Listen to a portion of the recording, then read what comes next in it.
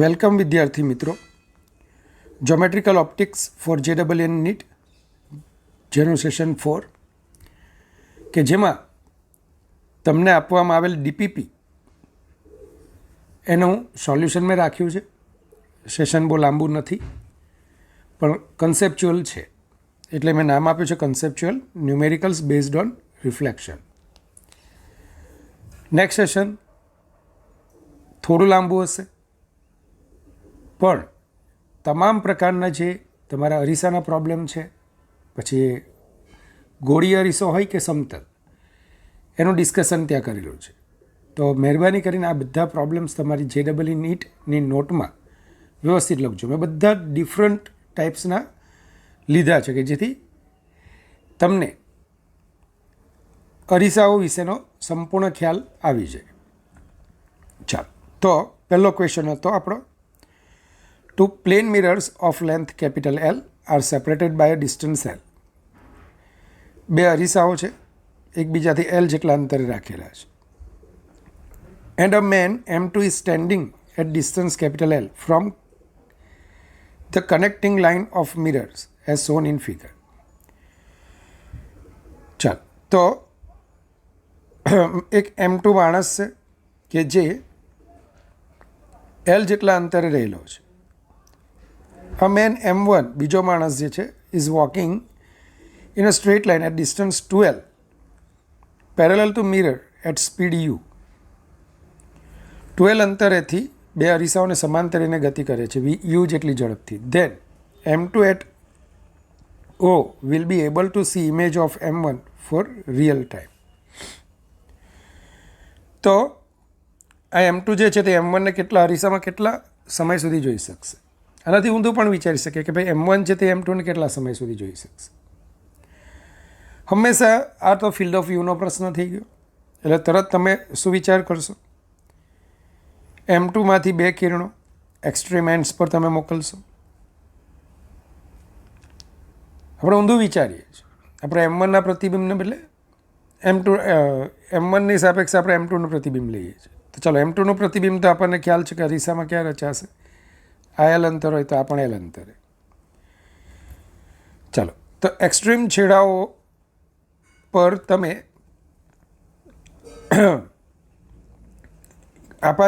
કિરણ આપાત કરો છો કે જેનું પરાવર્તન થઈને આ રીતે તમને કિરણો મળશે. સેમ આ જ રીતે આના માટે પણ વિચારો.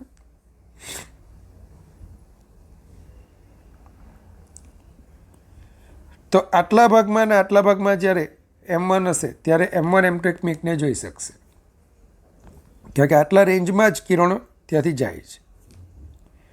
બસ હવે આની ભૂમિતિ આપણે સમજવાની છે. ફરીથી થોડી રફલી આકૃતિ દોરી છે, તો અહીંયા તમે બરાબર જોજો. આ આકૃતિને બરાબર જો. આપણો ઓબ્જેક્ટ M1 ને મેં ઓબ્જેક્ટ લઈ લીધો, M2 ને ઓબ્જેક્ટ લઈ લીધો. છેડાઓ પર મેં કિરણો આપાત કર્યા. ઓનું પ્રતિબિંબ એટલા જ અંતરે, થોડું ડાયાગ્રામને આ L અંતર છે, આ પણ L જ છે. તો એક્યુ વિસ્તારમાંથી જ્યારે M1 પસાર થશે ત્યારે M2ને જોઈ શકશે,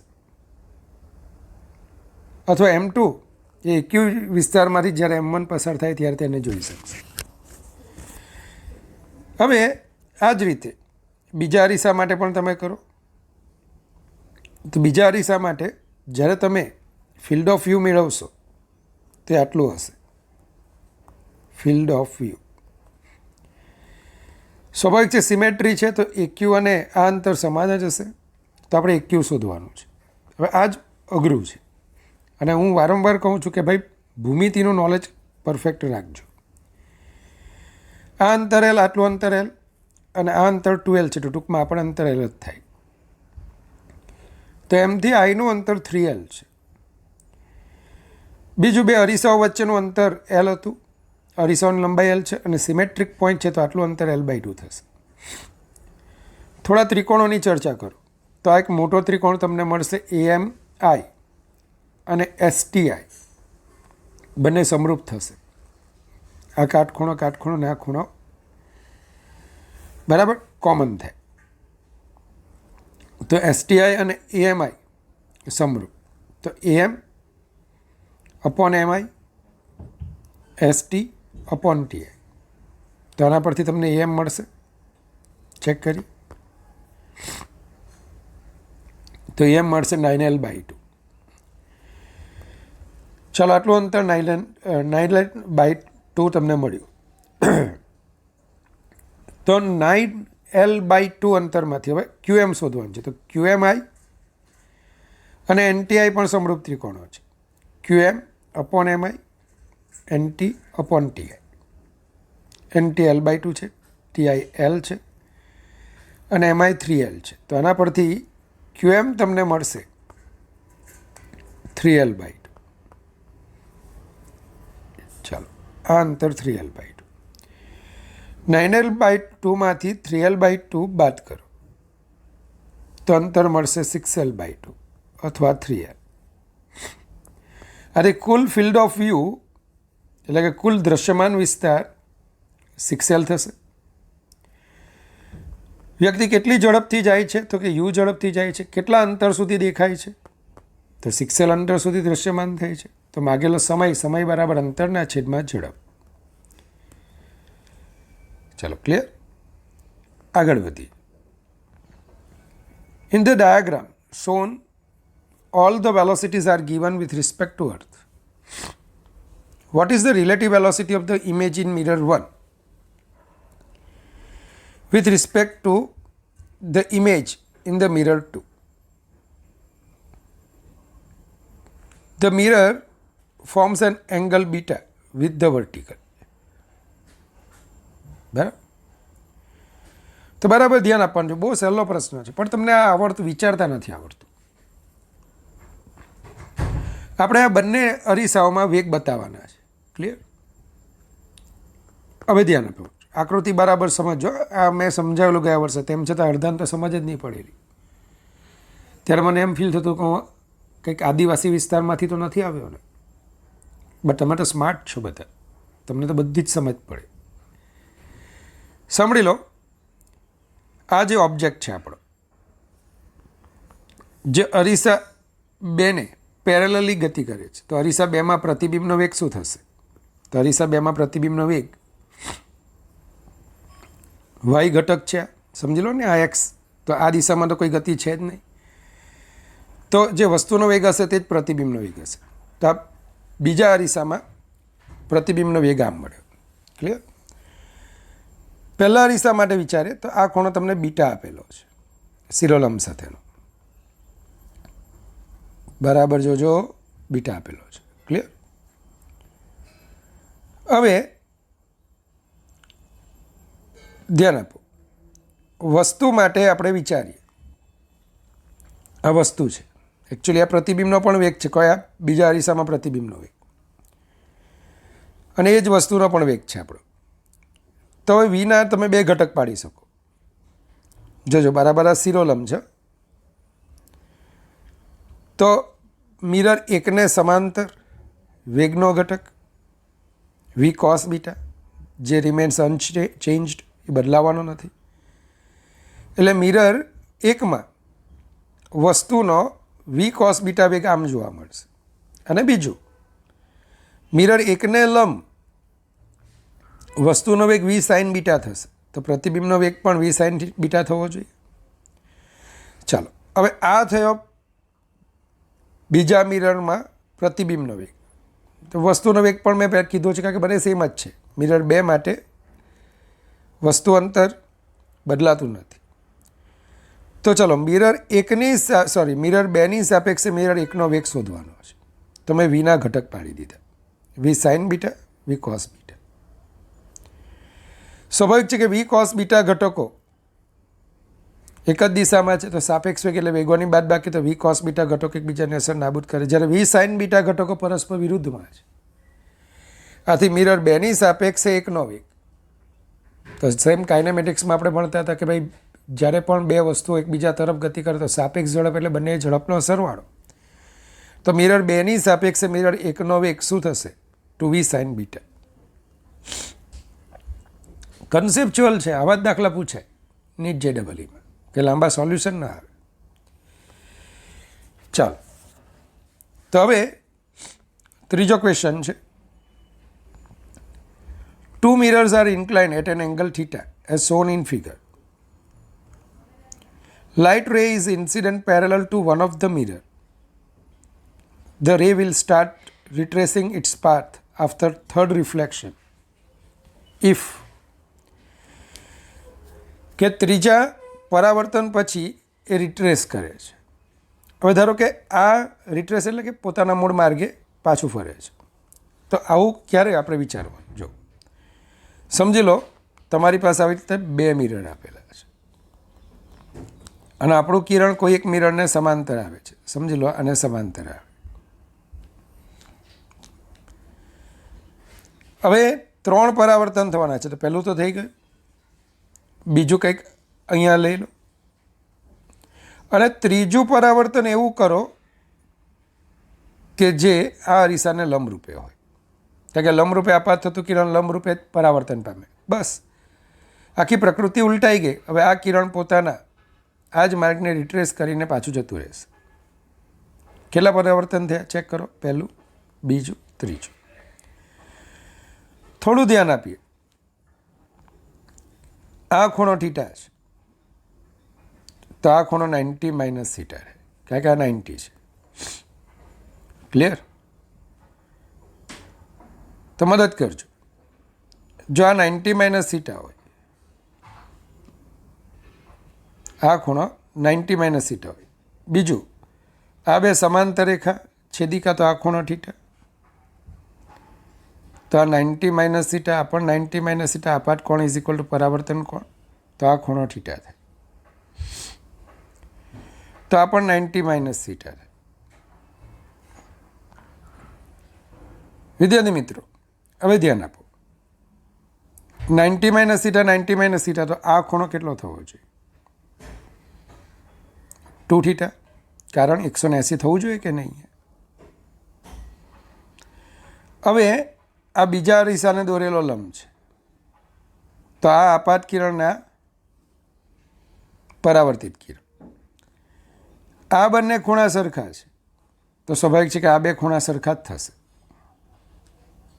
અરે ભાઈ, આ 90 - થીટાના ભાગ પડે છે તો આ સિમેટ્રિક જ હોય ને પરાવર્તન. તો આ ખૂણો અને આ ખૂણો શું થવો જોઈએ? સરખો. મતલબ કે 90 - theta is equal two 2 theta, તો 3 theta is equal two 90, theta is equal two 30 degree. તરત જવાબ આવી જવો જોઈએ. તેમ છતાં મેં મોટી આકૃતિ અહીંયા બતાવી છે, ધ્યાન આપો. ક્લિયર? ફરીથી આ થીટા ખૂણો, આ પણ થીટા સાબિત કરી આપ. મેન અહીંયા જોવાનું છે આ જે અરીસો છે ને, અરીસાનો આ લંબ છે, લંબ સાથેનો આ ખૂણો અને આ ખૂણો તો સરખો જ. આ ખૂણાઓ પણ સરખા થશે, પણ આ તો 90 - થીટા છે ને આ તો 2 થીટા છે. તો 90 - theta is equal two 2 theta, theta is equal two 30 degree. ચાલો, ચોથો ક્વેશ્ચન છે. 2 plane mirrors are placed parallel to each other at a distance capital L apart. A point object capital O is placed between them at a distance L/3 from one mirror. Both mirrors from multiple images form multiple images. The distance between any two image cannot be. તો ગણવાનું છે કે ભાઈ બે અરીસાઓને એકબીજાથી L જેટલા અંતરે મૂકેલા છે.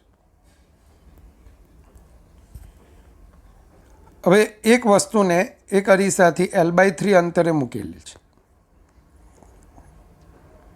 આ વસ્તુના જે પ્રતિબિંબો મળે છે તેમાં કોઈ પણ બે પ્રતિબિંબો વચ્ચેનું અંતર આપેલા ઓપ્શનમાંથી કયું ન હોઈ શકે. ચાલો, પહેલાં તો આપણે પ્રતિબિંબો માટે વિચારીએ તો કે આ અરીસા માટે જે પહેલું પ્રતિબિંબ મળે L/3, આના માટે 2L/3.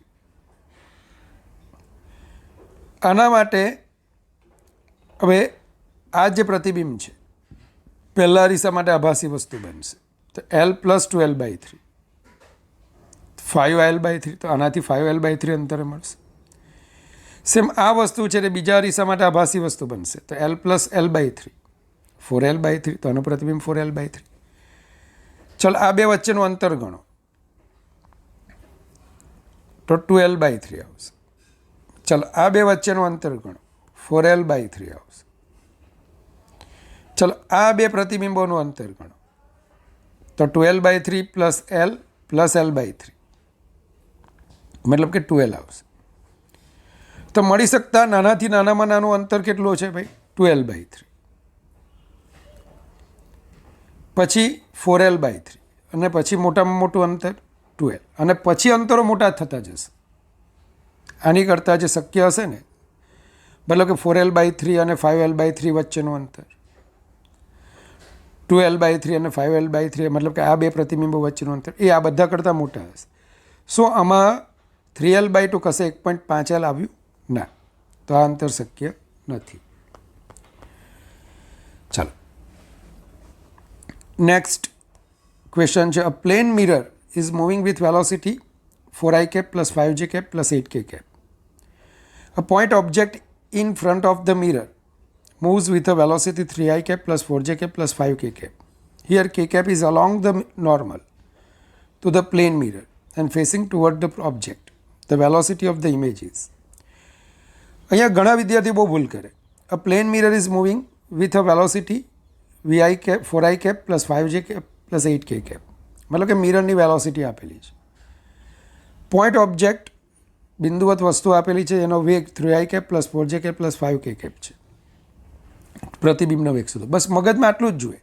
અને પછી કે સરળતાઓ ભણાવેલું. Vector VM is equal to vector VI plus VO/2. બસ ગણતરી કરીને જવાબ લાવી દે. અરે ભાઈ જુઓ તો ખરા, હંમેશા આ સૂત્રમાં આ સૂત્ર કયા ઘટકો માટે વપરાય? તો તમને યાદ હશે મેં ભણાવેલું કે આ એક્સ આમ હોય, આ ઓબ્જેક્ટનો ડિસ્ટન્સ, પેલો ઇમેજનો ડિસ્ટન્સ, અને આપણે આવી રીતે લખતા હતા કે VMX VIX પ્લસ VOX/2 ફક્ત એક્સ ઘટકો માટે. જ્યારે વાય ઘટકો ઓબ્જેક્ટ અને ઇમેજના સેમ રહેતા હતા. તો જોવાનું પહેલાં તો વસ્તુ અને અરીસા બરાબર, વસ્તુનો કયો વેગ અરીસાની લંબ છે, બસ એ જ ઇમેજનો વેગ બદલાશે. બાકી એ સિવાયના ઘટકો વસ્તુના જે હશે તે જ ઇમેજના હશે. તો અહીંયા તમને એક વાક્ય આપ્યું છે, કે cap is along the normal to the plane mirror and facing towards the object. મતલબ અહીંયા વસ્તુના